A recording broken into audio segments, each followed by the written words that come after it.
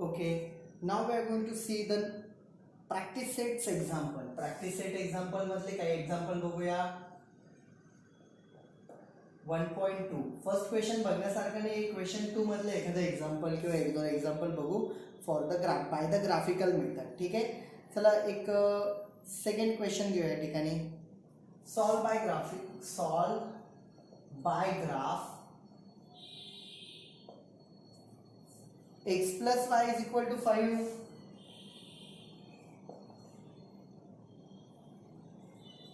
and x minus y is equal to 3.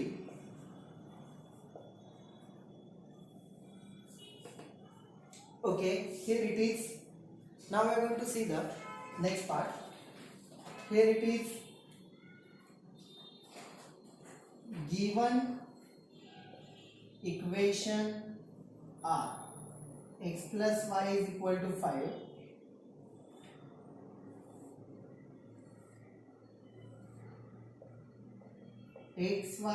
x comma y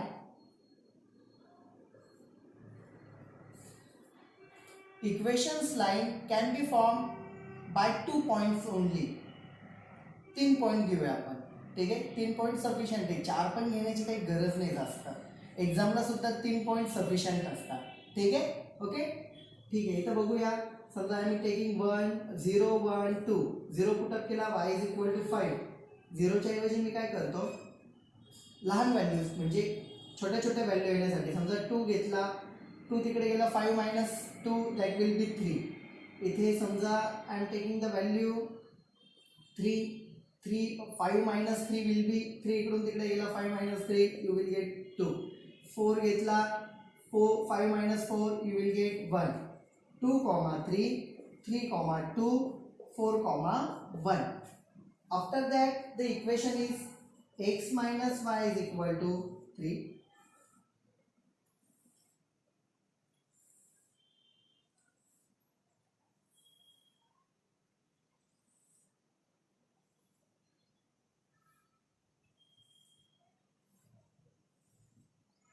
Okay, x comma y 3 values घेऊया आपण. ठीक आहे, suppose here it is 4 x is equal to 4 घेतला, 4 तिकडे गेला, minus 4 3 minus 4 minus 1 minus y is equal to minus 1, so you will get y is equal to 1.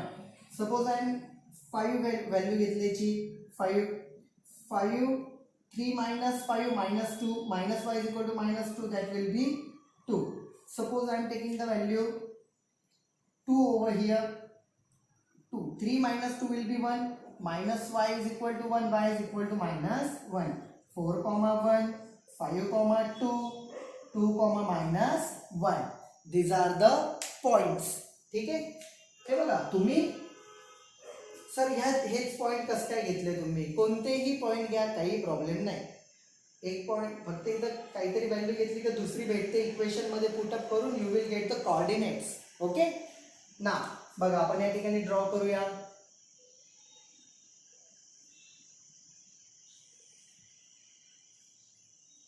here it is x axis x dash, y axis y dash. 1 2 3 4 5 minus 1 minus 2 minus 3 1 2 3 4 5. okay, you have to write 5 on the one side. again here it is minus 1 minus 2 minus 3 minus 4. the first one,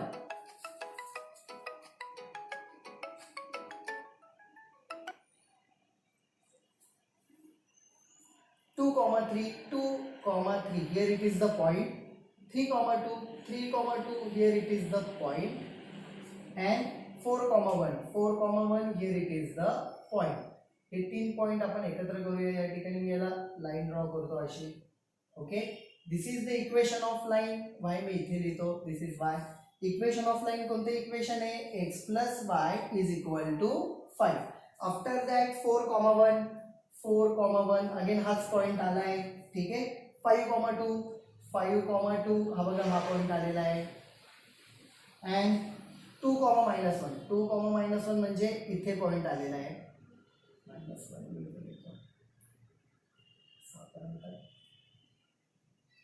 2 comma minus one. आता अडचण अशी की जरा माझी scale चुकलेली आहे बघा, इथे जास्त आहे इथे कमी आहे, त्यामुळे ते स्ट्रेट लाईन नाही दिसणार आहे.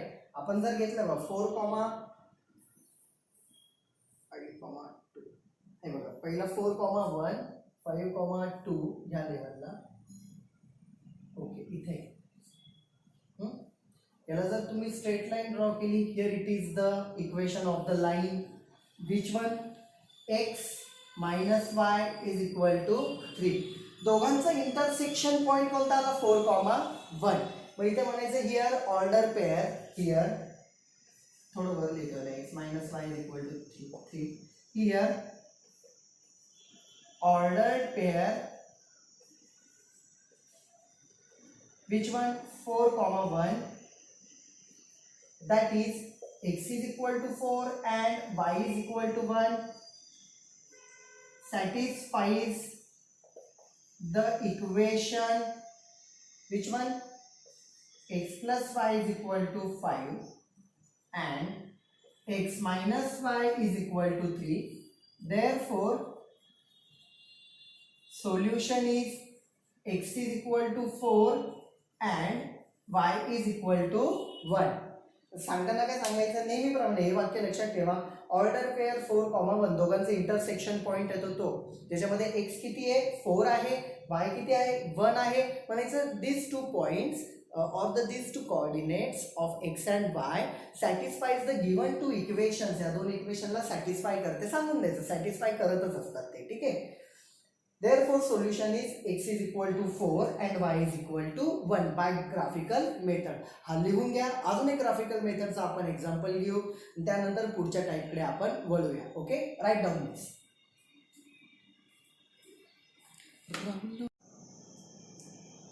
एक्सरसाइज मध्ये टोटल 6 एक्झाम्पल्स आहेत, ठीक आहे.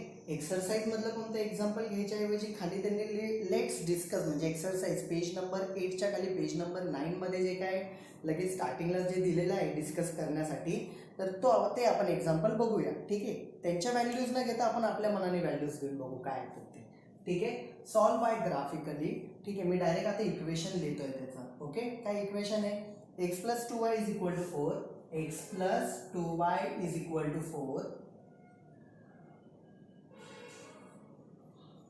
x y x comma y.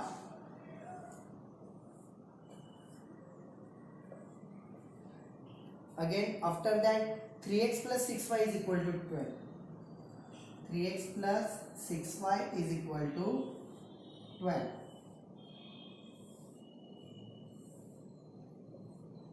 x y x comma y. 3 point आपण आपल्या मनाने पॉइंट्स घेऊ शकतो, त्यांनी तिथं दाखवले टेबलमध्ये ते घ्या किंवा आपण आपल्या मनाने घ्या, काही प्रॉब्लेम नाही, ठीक आहे. ओके, आता बघूया इथं काय काय. समजा आपण एकदा घेऊया 0, ठीक आहे. एकदा घेतो मी 2, एकदा घेतो मी 4. इवन नंबर का घेतले, थोडंसं इक्वेशनकडे बघा. समजा आपण इथं 0 टाकला, 2y इज इक्वल टू 4 होणार, y is equal to 4/2, you will get 2. 2 put up केला, 2 तिकडे गेला, 4 minus 2 will be 2. 2y is equal to 2, 2 ने डिवाइड केलं, y is equal to 1, value निघते. समजा x इज इक्वल टू 1 घेतला असता, x इज इक्वल टू 1 घेतला असता, 2y is equal to 4 minus 1 that is 3, y is equal to 2 ने divide केलं 1.5, पॉईंटमध्ये आन्सर आला असता, ठीक आहे. जेवढं मनातल्या मनात कॅल्क्युलेशन करून तुम्हाला इझी व्हॅल्यू आणता येईल तेवढं आणायचं. सर समजा आमचं 1.5 आलं असतं तर काय आलं असतं, तर आलं असतं, काही प्रॉब्लेम नाही. Equation of the line does not change, ठीक आहे. ते काही चेंज होणारी गोष्ट नाही. 4 पुटअप केला, 4 तिकडे गेला, 4 minus 4 will be 0, 2y is equal to 0, y is equal to 0/2 that will be. Okay, calculation values put up केल्या आपण त्यात फक्त. बघा पॉईंट काय 0,2, here 2,1, here 4,0. These are the coordinates of the म्हणजे these are the points of the equation of this line. तिथे किती points काढू शकतो, n नंबर ऑफ पॉइंट्स काढू शकतो. एक लाईन काढण्यासाठी 2 किंवा 3 बस झालं, ठीक आहे. ओके, नंतर 3x plus 6y is equal to 12 हे दिलेलं आहे. इथे बघायला गेलं तर 3 ने डिरेक्टली डिवाइडच होत आहे, ॲक्च्युअलमध्ये पाहायला गेलं तर. म्हणजे असं कशावरून त्यांनी दिलंय मला समजत नाही. इक्वेशन ॲक्च्युली असं यायला पाहिजे होतं, x plus 2y is equal to 4. सेमच इक्वेशन होणार. ठीक आहे, म्हणजे इक्वेशन ऑफ लाईन तीच भेटणार आहे, दुसरी कोणती नाही भेटणार. ओके, समजा इथे आपण 1 पुटअप केला, 1. ठीक आहे, 1 पुटअप केल्यानंतर 3 into 1 3 तिकडे गेला, 4 minus 3 that will be 8.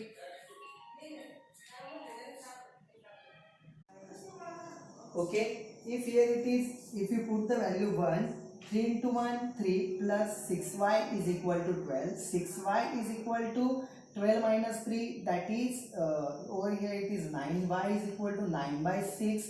Almost this is nothing but 3 divided by 2, that is 1.5. So here it is 1.5. Okay, ठीक आहे. मी तुम्हाला आधीच सांगतो की या ठिकाणी कसं आहे, हेच इक्वेशन भेटणार आहे, कारण जर 3 ने डिवाइड केलं तर काय येणार आहे, x plus 2y is equal to 4. ठीक आहे, ऐका ना. If I am putting the value, suppose -1 over here, 3 into -1, that is -3 plus 6y is equal to 12. 6y is equal to 15. Y is equal to 15 by 6. That is, suppose 3 ने divide केलं 5 by 2. Here it is 2.5. Okay. After that, I am consider the value 0. Suppose 0 put up केला, 0 म्हणजे 6y is equal to 12. Y is equal to 12 by 6, that is 2. 0, 2, here it is -1, 2.5. ठीक आहे. Okay, हा एक part झाला. नंतर okay, मग या ठिकाणी आपण याला जरा ड्रॉ करू. मॅक्स टू मॅक्स व्हॅल्यू 4 आहे दोन्ही बाजूला. सगळ्या पॉझिटिव्ह आलेल्या आहेत, एकच निगेटिव्ह आहे. फर्स्ट क्वाड्रंटला जास्तीत जास्त जागा द्या. सगळे पॉझिटिव्ह आहेत ना, वाय पण पॉझिटिव्ह आहे, फक्त एकच निगेटिव्ह आहे एक्स ॲक्सिस वरती. तर त्याचं ठीक आहे, मग थोडंसं याला कमी जागा दिली तरी चालून जाईल. ठीक आहे, here it is why dash, here it is why, here it is x dash, here it is x. Suppose here it is 1, here it is 2, here it is 3, here it is 4, 5, again 1, 2, 3, 4, 5. Suppose. ठीक है. Okay, नंतर 0,2, 0,2 x axis, x coordinate 0, y coordinate 2, here it is the point.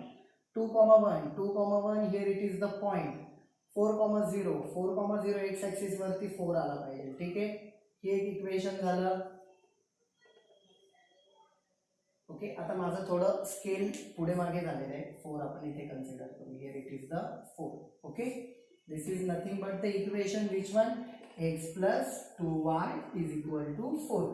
Same आहे, फक्त त्यांनी जरा values आता 1,1.5, 1,1.5 हे बघा इथे आला तो point.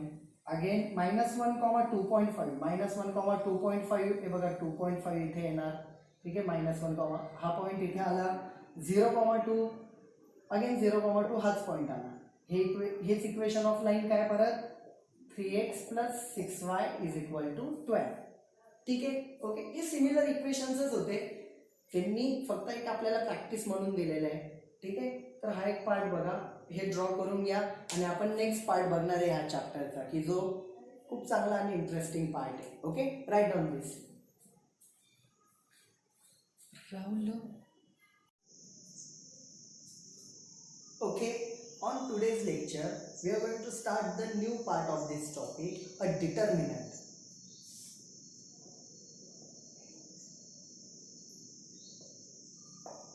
This is the most important topic.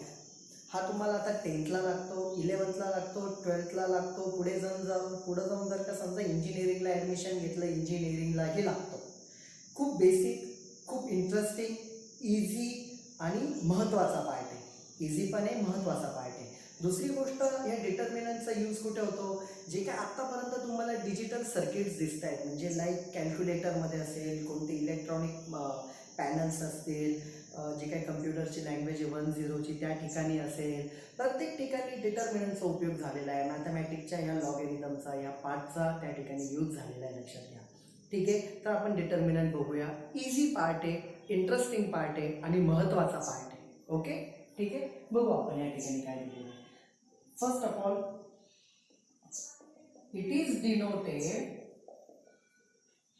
by two vertical lines like this. Okay, अशा दोन वर्टिकल लाइन्सनी तो रिप्रेझेंट करतात. ठीक आहे, त्याच्या आत काय असतं, inside the lines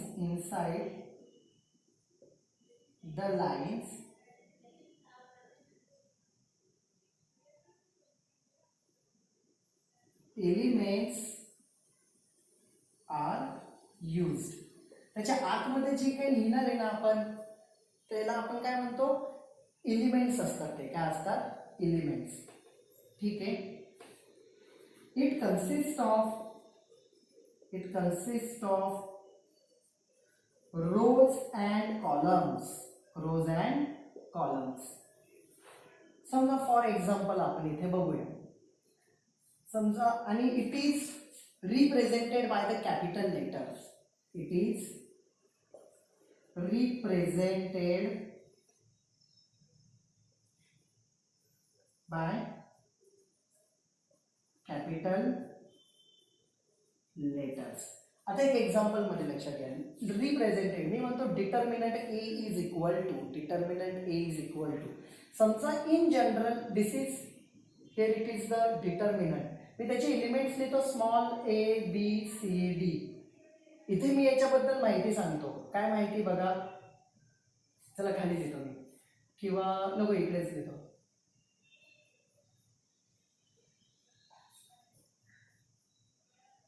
Here 2 rows and 2 columns are there. 2 rows कोणते, first row, first column,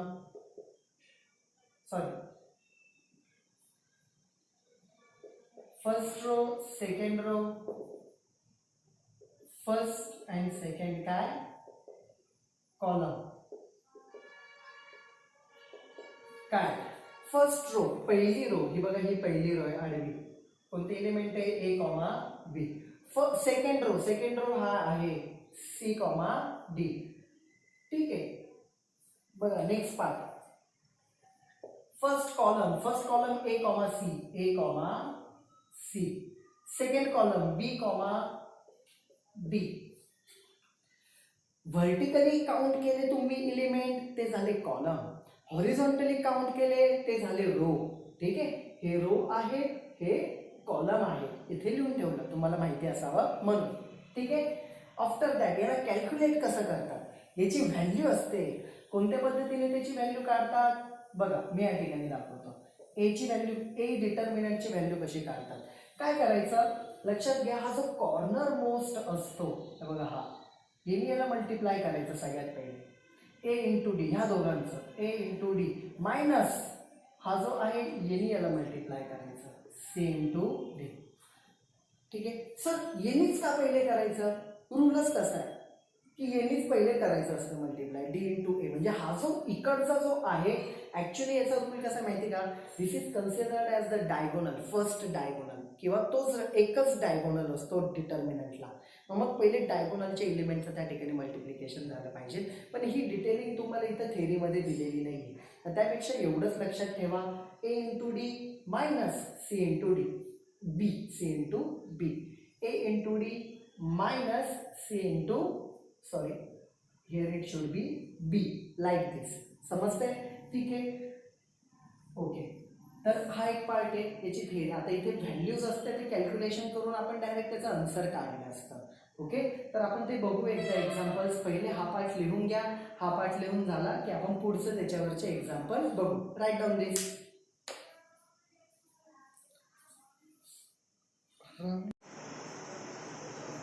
okay, आपण या ठिकाणी आता प्रॉब्लेम सॉल्व्ह करायचे याच्यातले.